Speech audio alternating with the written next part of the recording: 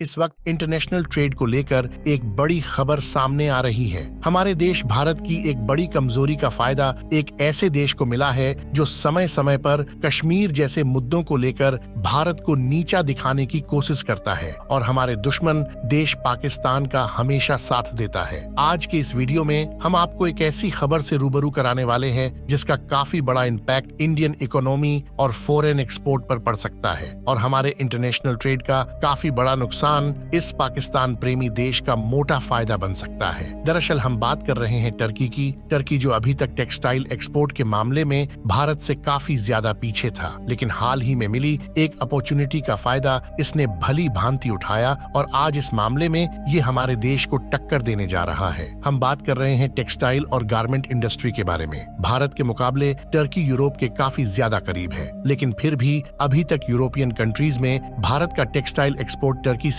काफी ज्यादा आगे निकल चुका है। लेकिन इस दौरान रेड सी में हो रहे दंगों की वजह से न केवल टेक्सटाइल्स बल्कि मशीनरी, फार्मा, लेदर और हर क्षेत्र में टर्की भारत को तेजी से रिप्लेस करने की कोशिश कर रहा है। आइए आपको इस वीडियो के माध्यम से समझाते हैं कि आखिर पूरा मामला क्या है, इसलिए इस वीडियो को अंत तक जरूर देखना। लेकिन इससे पहले इसी तरह की खबरों की रेगुलर अपडेट के लिए हमारे चैनल को सब्सक्राइब जरूर करना। दोस्तों, अपने कुल एक्सपोर्ट का करीबन 25% हिस्सा भारत अकेले यूरोपियन कंट्रीज को एक्सपोर्ट करता है और टेक्सटाइल एक्सपोर्ट की फिगर्स की बात करें तो ये आंकड़ा करीबन 4.5 बिलियन अमेरिकन डॉलर्स के आसपास है। वहीं टर्की अपनी हाई लेबर कोस्ट की वजह से पूरी दुनिया में 7वां सबसे बड़ा गारमेंट और टेक्सटाइल एक्सपोर्टर है। मगर पिछले कई महीनों से रेड सी में कार्गो शिप पर हो रहे हमलों ने भारतीय टेक्सटाइल इंडस्ट्री को नुकसान पहुंचाना शुरू कर दिया है, क्योंकि यूरोप तक अपने प्रोडक्ट पहुंचाने का सबसे सस्ता रास्ता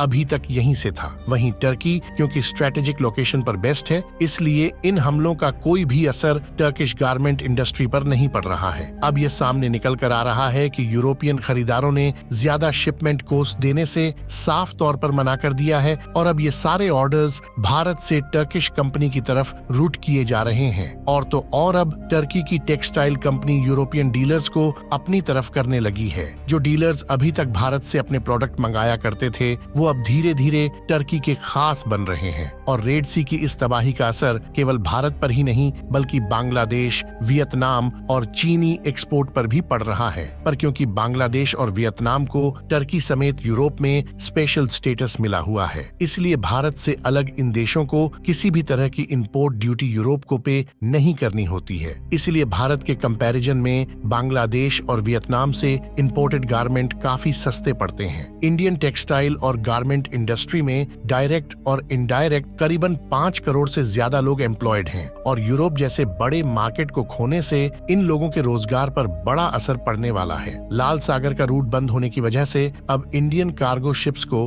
via Cape of Good Hope के रास्ते जाना पड़ रहा है, मतलब अफ्रीकन कॉन्टिनेंट के सदर्न पार्ट से होते हुए। लेकिन इसकी वजह से अब जहाजों को करीब 15 से 20 दिन ज्यादा लग रहे हैं। नतीजन शिपिंग कॉस्ट अब 4 गुना ज्यादा हो चुकी है। जहां अब तक भारत के छोटे एक्सपोर्टर्स 20 से 25% का प्रॉफिट मार्जिन कमा रहे थे, अब उनका प्रॉफिट मार्जिन घटकर 5 से 7% पर आ चुका है। यहां तक कि खबरें तो ये भी आ रही है कि भारत, बांग्लादेश और वियतनाम की जगह लेने के लिए टर्की ने गारमेंट इंडस्ट्री का इकोसिस्टम बड़ा और बेहतर बनाने के लिए कदम उठाने शुरू कर दिए हैं, जिससे इस इंडस्ट्री के रॉ मटेरियल तक के लिए एशियन देशों को टर्की रिप्लेस कर सके। तो दोस्तों, कुल मिलाकर ये टर्की चारों ओर से अपना फायदा करने के मूड में है। आपको तो ये पता ही है कि जब इंडिया और मालदीव का मामला सामने निकल कर आया तो तुर्की ने मालदीव को अनाज देने का प्रस्ताव भी जारी कर दिया था और अब गारमेंट और टेक्सटाइल इंडस्ट्री में भी ये इंडिया को बाहर करने के मूड में है। अब यहाँ पर बड़ी दिक्कत ये है कि भारत के पास अपना मार्केट जाता हुआ देखने के अलावा कोई भी रास्ता नहीं बचा है। पर हाँ, हमारे हिसाब से एक रास्ता जरूर है जिससे भारतीय टेक्सटाइल इंडस्ट्री को बचाया जा सकता है और ये रास्ता है भारत का खुद का घरेलू मार्केट है, जो आज की डेट में इतना बड़ा है कि एग्जिस्टिंग गारमेंट फैक्ट्री को ऑर्डर से भर सकता है। लेकिन ये तभी मुमकिन है जब कुछ दिनों के लिए भारत में गारमेंट और टेक्सटाइल्स के इंपोर्ट पर पूरी तरह से प्रतिबंध लगा दिया जाए और कोई भी देश जैसे कि बांग्लादेश, वियतनाम और चीन भारत को